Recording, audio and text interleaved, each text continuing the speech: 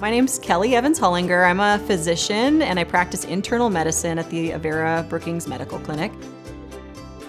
What is included in the vaccine would not be capable of causing infection.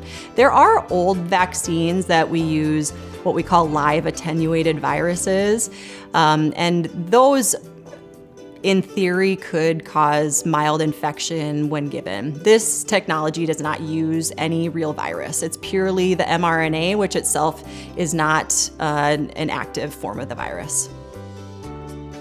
No, the vaccine does not alter DNA. There's really not a way in which messenger RNA can be converted into DNA. There has been no evidence that COVID vaccine has any link with infertility or female fertility in general.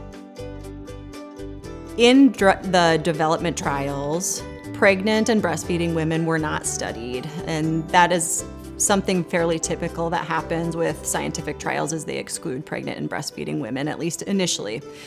However, the American College of Obstetrics and Gynecology, as well as Society for Maternal Fetal Medicine, have both stated that women who are pregnant or breastfeeding should have the choice to be vaccinated.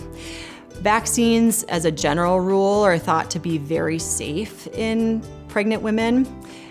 We just don't have the explicit data. I know a lot of pregnant women who work in healthcare who did opt to get vaccinated because their risk of getting infected they thought was more profound than the potential risk of a vaccine, even without great data. But that's something that I think is going to be very individualized for women who are pregnant and something that's worthy of them discussing with their physician. I don't know where the myth on tracking devices really originated with this vaccine, but it's not scientifically within the realm of anything that I could imagine even possible. So I hope people aren't avoiding vaccine for that reason.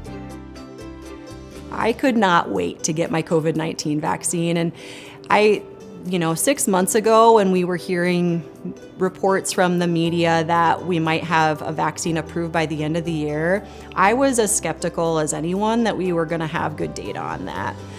However, when the FDA was looking at and finally approved these 2 vaccines that we have, I was able to read through the data myself, look at the vaccine safety and efficacy data, and I was very impressed by the quality of evidence. So by the time it was available to me and I got my first dose in December, I had no hesitation about going ahead and getting the vaccine for myself, for my own protection, and to demonstrate my confidence in the safety of the data.